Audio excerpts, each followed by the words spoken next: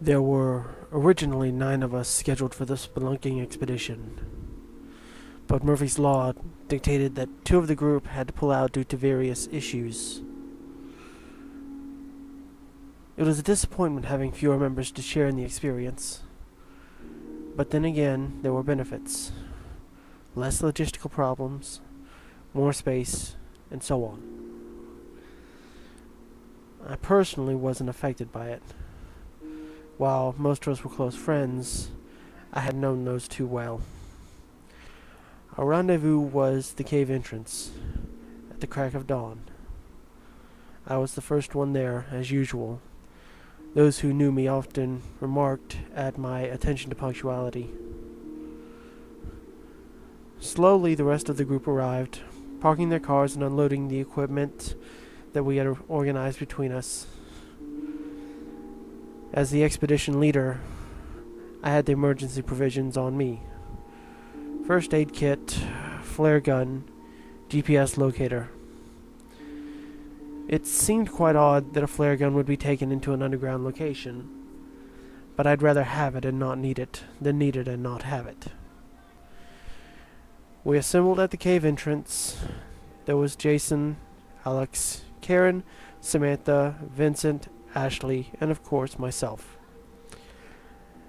Alex and I were experienced spelunkers, while the rest had varying skill levels. Moderate, Karen, Vincent, and Samantha.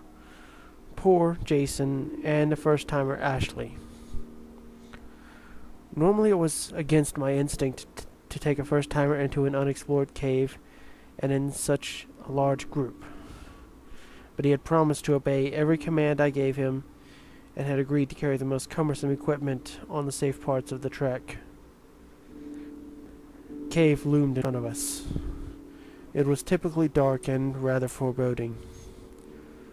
Not for the first time, I wondered why it was.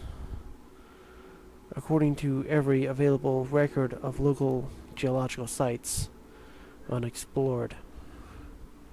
Perhaps it was the isolated location, or the fact that until recently there had been no way for vehicles to access it through the surrounding forest. "Are you sure it's all right?" Ashley asked nervously, shifting from foot to foot. His earlier bravado had deserted him. "Yes. You can't change your mind once we're in, so decide now," I said flatly, turning around without waiting for an answer. He'd make his own mind up without any further input from me. The rest of the group followed me. After a few moments of apparent indecision, Ashley hurried in after the rest of us. Soon, the darkness swallowed us whole. Inside, the cave was quite larger than it appeared. It proceeded inward for about 200 meters, and then sloped down quite quickly.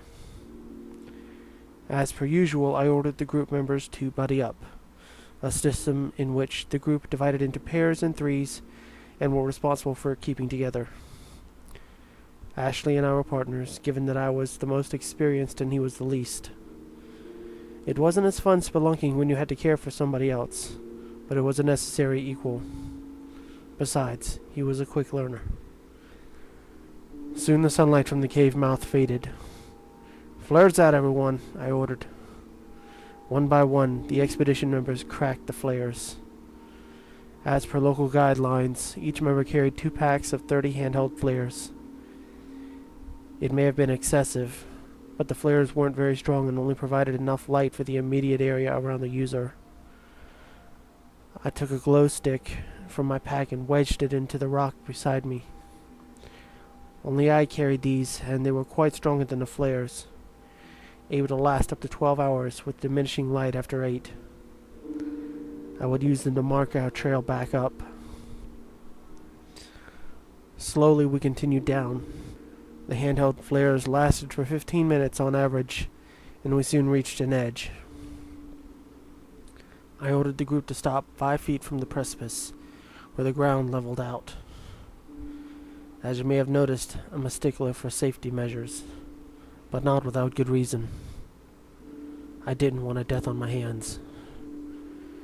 Ashley, crack a flare and throw it down, I said, watching to see how he did it. Ashley withdrew a flare from his pack and lit it. Then, without moving, he tossed it forward down the hole. I nodded in approval. He hadn't moved forward from the 5-meter guideline. I crept forward to the precipice and looked into the abyss. Then I saw it.